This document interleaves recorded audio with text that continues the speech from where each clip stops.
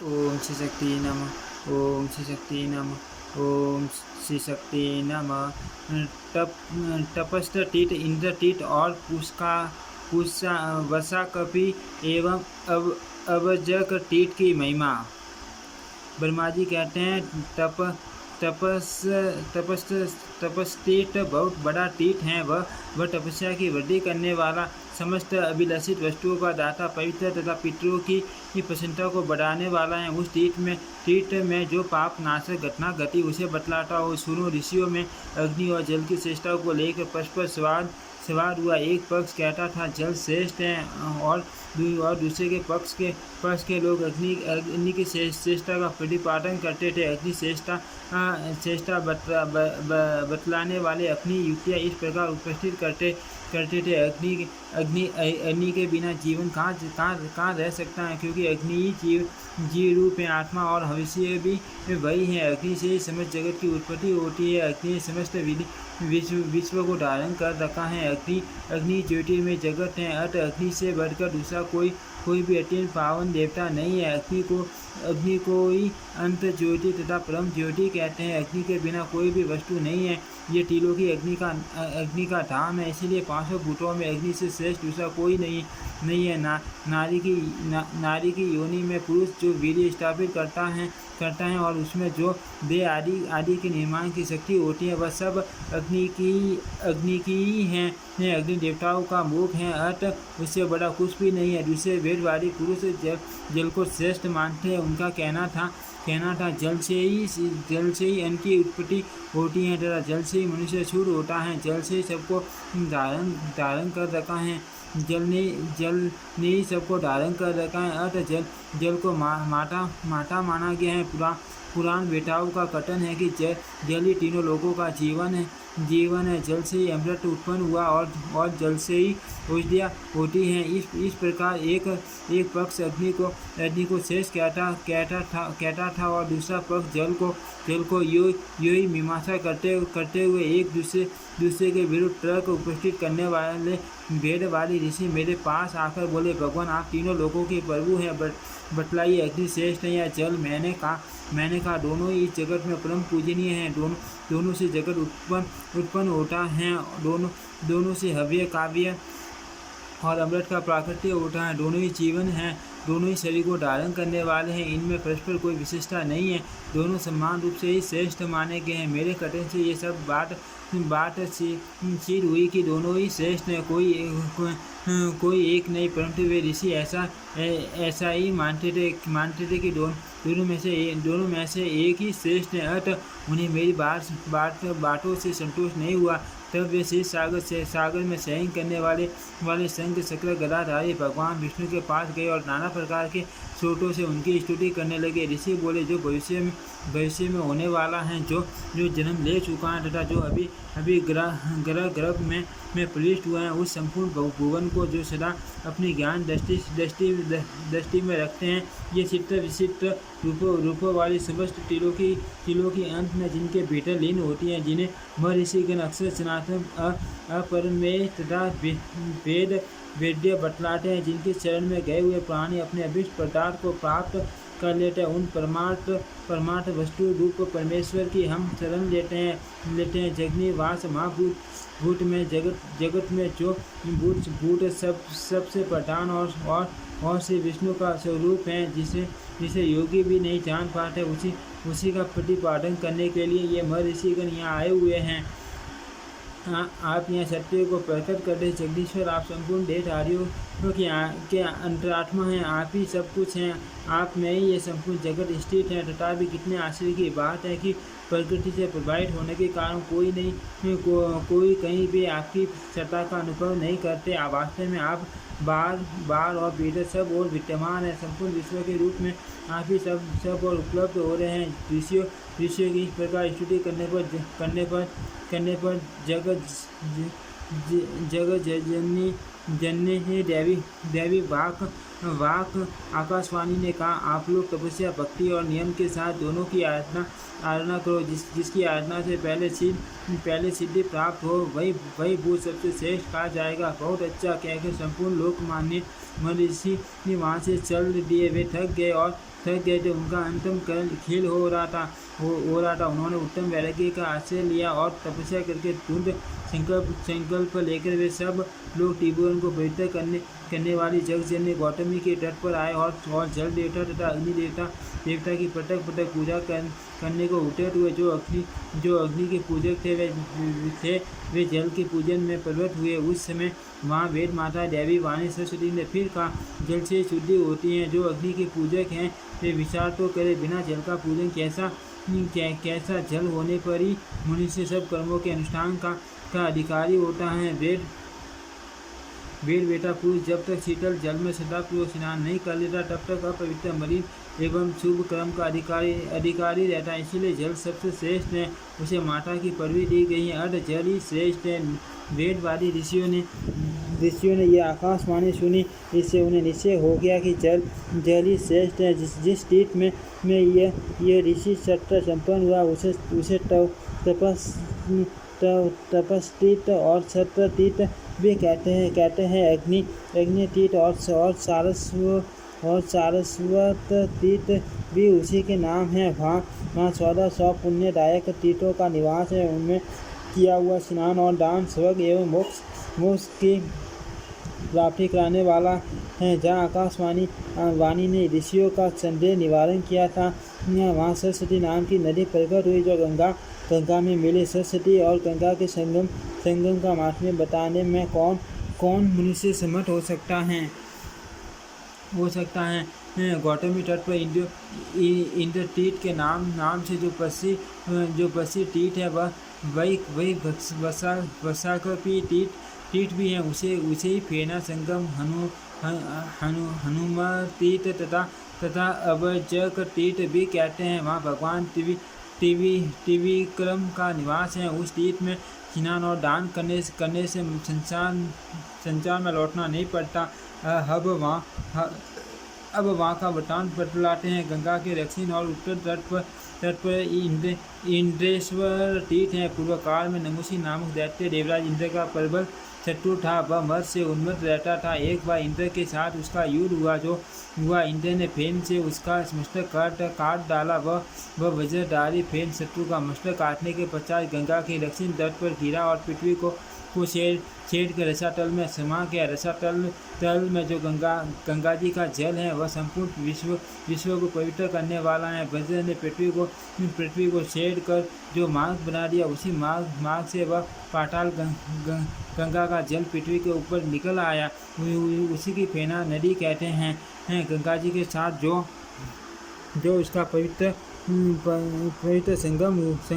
संगम हुआ है वह संपूर्ण विश्व में विख्यात है। गंगा यमुना के संगम की भांति वह भी समस्त पापों का नाश करने वाला। वहाँ स्नान करने मात्र से हनुमान जी की उपमाता, जिनका मुख बिलाव का सा हो गया था, उस संकट से मुक्त हुई थी। उस तीर्थ को मार्चाल तीर्थ और हनुमत तीर्थ भी कहते हैं। उसका उपाख्यान पहले कहा जा चुका है।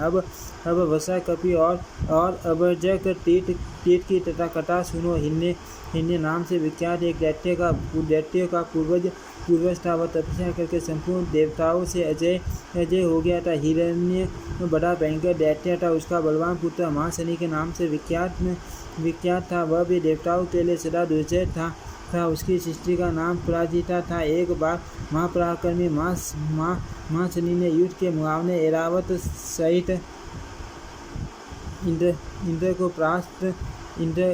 परास्त किया और उन्हें ले जाकर अपने पिता को सौंप दिया। इंद्र पर विजय पाने के बाद महाशनि ने वरुण को जीतने के लिए उन पर आक्रमण किया, किंतु वरुण बड़े बुद्धिमान थे। उन्होंने महाशनि को अपनी कन्या ब्याह दी। इंद्र तीनों लोग बिना इंद्र के हो गए। तब सब देवताओं ने मिलकर सलाह की कि भगवान विष्णु ही पुण्य इंद्र को दे सकते हैं, क्योंकि वही दैत्यों के हंता हैं। मंत्रदृष्टा भी वही हैं। अतः वे दूसरे को भी ही इंद्र बना देंगे। ऐसा निश्चय करके सब देवता भगवान विष्णु के पास गए और उन्हें सब हाल कर सुनाया। भगवान विष्णु ने कहा, माँ दैत्य शनि मेरे लिए अवध्य हैं। यो कहकर वे माँ शनि के ससुर वरुण के पास गए और उन्हें इंद्र के पराभ का समाचार बतलाते हुए बोले, आपको ऐसा यत्न करना चाहिए जिससे इंद्र पुण्य अपने पद पर लौट आए। भगवान विष्णु के आदेश से वरुण शीघ्र ही वहाँ गए। दैत्य ने विनयपूर्वक अपने ससुर से वहाँ पधारने का कारण पूछा। वरुण ने कहा, महाभाव, कुछ दिन पहले आपने इंद्र को परास्त करके रसातल में बंदी बना लिया है। वे देवताओं के राजा हैं, उन्हें लौटा दो। यदि शत्रु को बांधकर फिर छोड़ दिया जाए तो वह सत्पुरुषों के लिए महान कारण होता है। बहुत अच्छा है, कहकर दैत्यराज महाशनि ने ऐरावत सहित इंद्र को लौटा दिया और उनसे यह बात कही, इंद्र, आज से आप शिष्य हुए और मेरे ससुर वरुण जी आपके गुरु हुए, क्योंकि इन्होंने आपको मुक्ति दिलाई है। अब आप वरुण के प्रति स्वामी भाव रखकर स्वयं प्रत्येक सा बर्ताव करना, नहीं तो फिर आपको बांधकर रसातल के कारागृह में डाल दूंगा। इस प्रकार इंद्र को फटकार कर उसने बारंबार हंसते हुए कहा, जाओ जाओ, वरुण जी का सदा आदर करना। इंद्र अपने घर आए। वे अपमानपूर्ण लज्जा से काले पड़ गए थे। उन्होंने शत्रु द्वारा तिरस्कृत होने की सारी बातें इंद्राणी को कह सुनाई और पूछा, सुमुखी, शत्रु ने मुझसे इस तरह कठोर बातें कही और मेरे साथ ऐसा अनुचित बर्ताव किया, इससे मेरे हृदय में आग लग रही है। आप बताओ कैसे अपने हृदय को शीतल करो। इंद्राणी ने कहा, बल सूर्य, मैं दानवों की उत्पत्ति, पराजय, माया, वरदान तथा मृत्यु सब जानती हूँ। माँ शनि को तपस्या से ही ये शक्ति प्राप्त हुई है। तपस्या से कुछ भी असाध्य नहीं। यज्ञ क्रम से कोई बात असंभव नहीं। जगन्नाथ भगवान विष्णु तथा विश्वनाथ शिव की भक्ति से कोई भी कार्य ऐसा नहीं जो सिद्ध न हो सके। प्राणनाथ, मैंने और भी एक बहुत सुंदर बात सुन रखी है। कारण कि स्त्रियाँ स्त्रियों के स्वभाव को जानती हैं, पर वो भूमि तथा जल की अधिशास्त्री देवियों की तरह कोई भी कार्य असाध्य नहीं है। तपस्या अथवा यज्ञ आदि उन्हीं दोनों के सहयोग से होते हैं। उसमें भी जो तीर्थ भूमि हो वहीं आप चले। उस स्थान पर भगवान विष्णु तथा शिव की पूजा करके संपूर्ण अभीष्ट वस्तुएं प्राप्त कर लेंगे। मैंने यह भी सुना है कि जो स्त्रियाँ पतिव्रता हैं वे ही सब कुछ जानती हैं। उन्होंने ही सरासर जगत को धारण कर रखा है। पृथ्वी पर सबसे सारपुर स्थान है दंत कवन। वहाँ जगत जननी गंगा बैठी है। वहीं चलकर आप दीन दुखियों की पीड़ा दूर करने वाले जगदीश्वर श्री विष्णु अथवा शिव की आराधना करें। दुख के समुद्र में डूबने वाले अनाथ मनुष्यों को श्री शिव तथा श्री विष्णु अथवा गंगा के सिवा दूसरा कोई कहीं भी शरण देने वाला नहीं है। अर्थ एकाग्रसित होकर पुण्य प्रयत्न करके आप इनको संतुष्ट करें। मेरे साथ रहकर भक्ति श्रोत तथा तपस्या के द्वारा इनकी आराधना करें। तत्पश्चात भगवान शिव और विष्णु के प्रसाद से आप कल्याण के भागी होंगे। बिना जाने किया हुआ कर्मनिष्ठ पुरुष को 1 गुना फल देता है। उसके विधि विधान और तत्वों को अच्छी प्रकार जानकर करने से 100 गुना फल मिलता है और पत्नी के साथ उसका अनुष्ठान करने से वही कर्म अनंत फल देने वाला होता है। ग्रस्त पुरुष के सब कार्यों में यह पत्नी सहायता करने वाली है। उसके सहयोग के बिना छोटे से छोटे कार्य भी सिद्ध नहीं होते। नाथ पुरुष अकेले जो कर्म करता है उसका आधा फल ही उसे मिलता है, किंतु पत्नी के साथ जो कर्म किया जाता है उसका पूरा फल पुरुष को प्राप्त होता है। सुना जाता है दंड काटने में श्रेष्ठताओं में श्रेष्ठ गौतमी गंगा बैठी है। वे समस्त पापों का नाश करने वाली तथा संपूर्ण अभिलषित वस्तुओं को देने वाली। अर्थ मेरे साथ वहाँ चलिए और मान फलदायक पुण्य कर्म का अनुष्ठान कीजिए। इससे आप संग्राम में अपने शत्रुओं का संहार करके मान सुख के भागी होंगे। अच्छा, ऐसा ही करूँगा, यो कहकर अपने ग्रह बृहस्पति और पत्नी शशि को साथ ले इंद्र जगत जननी गौतमी के तट पर गए। दंडकारण्य के भीतर उनकी पावन धारा का दर्शन करके इंद्र को बड़ी प्रसन्नता हुई। उन्होंने देवादिदेव शिव की प्रसन्नता के लिए तपस्या करने का विचार किया। पहले गंगा में स्नान करके उन्होंने हाथ जोड़कर प्रणाम किया तथा एकमात्र भगवान शिव के शरण होकर उनका स्तवन आरंभ किया। इंद्र बोले, जो अपनी माया से संपूर्ण सरासर जगत की सृष्टि रक्षा और संहार करते हैं, किंतु उसमें आसक्त नहीं होते, जो एक स्वतंत्र तथा अवैध सिद्धानंद स्वरूप हैं, वे पिनाकधारी भगवान शंकर हम पर प्रसन्न हो वेदांत के रहस्यों को भली भांति जानने वाले चिंतनकारी मुनि भी जिनके तत्वों को ठीक ठीक नहीं जानते, वे संपूर्ण अभिष्ट वस्तुओं के दाता अंधकासुर विनाशक पार्वतीपति भगवान शिव हम पर प्रसन्न हो। जब पाप दरिद्रता लोभ याचना मोह विपत्ति आदि अनंत सांसारिक दुख प्रकट हुए, उनका प्रभाव फैलने लगा और उनसे संपूर्ण जगत व्याप्त हो गया, तब ये सब अवस्था देखकर देवेश्वर महादेव जी बड़े सकीट हुए और देवी पार्वती से बोले, लोकेश्वरी ये संपूर्ण जगत नष्ट होना चाहता है, आप इसकी रक्षा करो। लोक माता उमा आप सबको शरण देने वाली उत्तम ऐश्वर्य से युक्त परम कल्याणी तथा संपूर्ण जगत की प्रतिष्ठा हो, वरदायिनी आपकी जय हो। आप भोग समाधि परम मुक्ति सवा सवदा स्वष्टि अनादि सिद्धि वाणी बुद्धि तथा अजर अमर हो। मेरी आज्ञा के अनुसार तीनों लोकों में विद्या आदि रूप से आप रक्षा करती हो। आपने प्रकृति रूप से इस विशिष्ट त्रिलोकी की सृष्टि की है। शंकर जी के यो कहने पर उनकी प्राण वल्लभा भगवती उमा उनका आलिंगन करके प्रेमालाप करने लगी और थक कर भगवान के आधे शरीर में लग गई तथा अपने हाथ की उंगलियों से पसीने का जल पोंछकर फेंका। उस जल से पहले ड्रम का प्रादुर्भाव हुआ, उसके बाद लक्ष्मी प्रकट हुई। फिर दान उत्तम वृष्टि छठव सरोवर धान्य पुष्प फल शस्त्र शास्त्र ग्रह प्रयोगी अस्त्र तीर्थ वन तथा सरासर जगत का आविर्भाव हुआ। देवी ये सब पाप रहित सृष्टि थी। भगवती श्री उमा आपके प्रभाव से संसार में पशु सुख की वृद्धि हुई, सदा सब और मंगलमय करते शोभा पाने लगे। जगदम्बा आप संपूर्ण जगत की स्वामिनी हो और हम भय से डरे हुए हैं, अतः आप हमारी रक्षा करो। कोई तर्क करते करते मोहित हो जाते हैं और कोई उसी में लीन रहते हैं, परंतु हम तो शिव और शक्ति के सुंदर अवतार रूप को सर्वदा नमस्कार करते हैं। इस प्रकार स्तुति करने वाली इंद्र के समक्ष भगवान शंकर प्रकट हुए और बोले, देवराज आप क्या चाहते हो, अपना अभीष्ट मनोरथ कहो। इंद्र ने कहा, भगवान मेरा बलवान शत्रु महाशनि जो देखने में वज्र के समान भयंकर है, मुझे बांध कर रसातल ले गया था।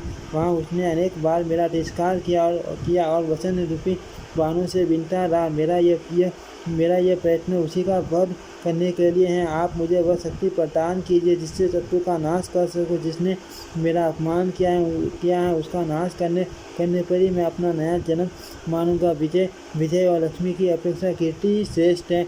यह सुनकर शिव ने इंद्र से कहा, अकेले मेरे द्वारा आपके शत्रु का वध नहीं हो सकता, अतः आप अविनाशी भगवान जनार्दन की भी आराधना करो। शशि भी ऐसा ही करे। भगवान नारायण तीनों लोकों के एकमात्र आश्रय हैं, उनकी अनन्य से उपासना करो।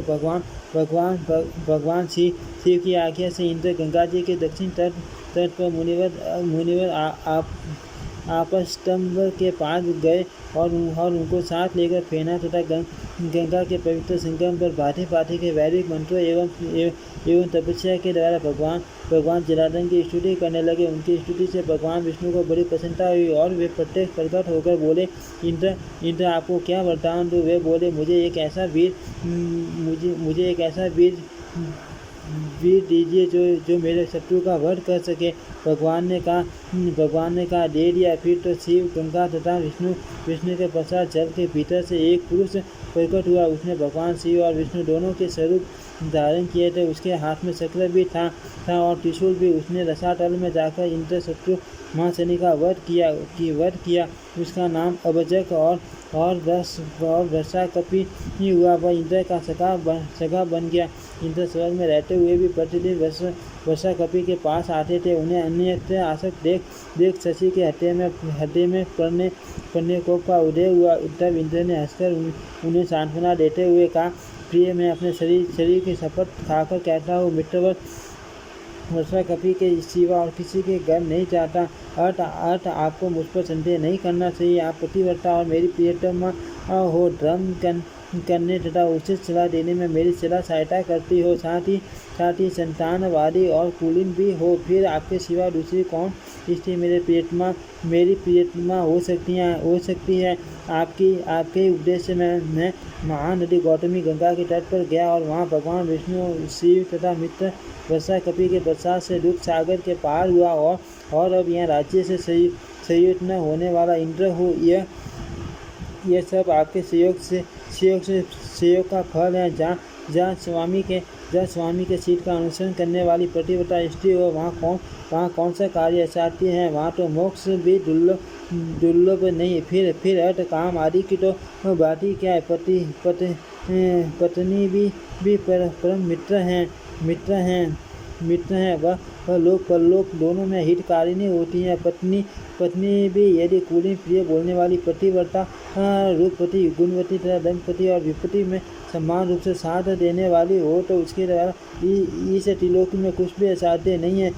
प्रिय, आपकी बुद्धि से ही मुझे यह मंगलमय अवसर प्राप्त हुआ है। अब तो आप जो कहो वही मुझे करना है और कुछ नहीं। परलोक और धर्म के लिए उत्तम पुत्र के समान कोई सहायक नहीं। संकट में पड़े हुए पुरुष के लिए स्त्री के समान दूसरी कोई औषधि नहीं है।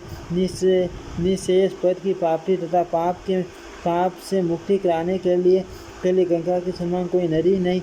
धर्म, अर्थ, काम और मोक्ष की सीढ़ी तथा पाप से छुटकारा पाने के लिए श्री शिव और विष्णु के एक तत्व ज्ञान से बढ़कर दूसरा कोई साधन नहीं। पतिव्रते, आपकी बुद्धि से तथा श्री विष्णु और गंगा के प्रसाद से मुझे ये सब अभीष्ट वस्तु प्राप्त हुई है। मैं समझता हूँ मेरे मित्र के बल से अब यह इंद्र पद स्थिर रहेगा। तीर्थों में गौतमी गंगा और देवताओं में भगवान विष्णु और शिव श्रेष्ठ है। इन्हीं की कृपा से मुझे सब मनोवांछित वस्तुएं प्राप्त हुई हैं। यह त्रिलोकी विख्यात तीर्थ मेरी प्रसन्नता को बढ़ाने वाला है। अर्थ में क्रमश संपूर्ण देवताओं से ये प्रार्थना करता हूँ। मर ऋषिगण, गंगा, विष्णु तथा शिव भी मेरी प्रार्थना का अनुमोदन करे। देवताओं, गंगा के दोनों तटों पर एक और इंद्रेश्वर तीर्थ है और दूसरी और अभजग तीर्थ है। इंद्रेश्वर में भगवान शिव रहते हैं और अभजग में साक्षात भगवान विष्णु। वे अपनी उपस्थिति से दंड कवन को पवित्र करते हैं। इनके बीच में जो तीर्थ है वे सब पुण्यदायक हैं। उनमें स्नान करने मात्र से सबकी मुक्ति होती है। पापी पाप से मुक्त होते हैं और धर्मात्मा पुरुष अपनी पांच पीढ़ी के पितरों सहित परम मोक्ष के भागी होते हैं। यहाँ आकर जो लोग याचकों को तिल पर भी दान करते हैं, वह दान दाताओं के लिए अक्षय होता है तथा मनोवांछित भोग और मोक्ष प्रदान करता है। यहाँ भगवान श्री विष्णु और शिव के उपाख्यान को जानकर स्नान करने से मुक्ति प्राप्त होती है। ये उपाख्यान धन, यश, आयु, आरोग्य और पुण्य की वृद्धि करने वाला है। जो लोग इस तीर्थ के महात्म्य को सुनते और पढ़ते हैं वे पुण्य के भागी होते हैं। उन्हें यही इसी जीवन में भगवान विष्णु और शिव की स्मृति प्राप्त होती है, जो समस्त पाप राशि का श्रृंगार करने वाले हैं तथा जिसके लिए जितेंद्र एवं मनुजय मुनि भी प्रार्थना करते रहते हैं। इंद्र के इस कथन का अनुमोदन करते हुए देवताओं और ऋषियों का ऐसा ही होगा। ओम श्री शक्ति नमः। ओम श्री शक्ति नमः। ओम श्री शक्ति नमः। ओम श्री शक्ति नमः।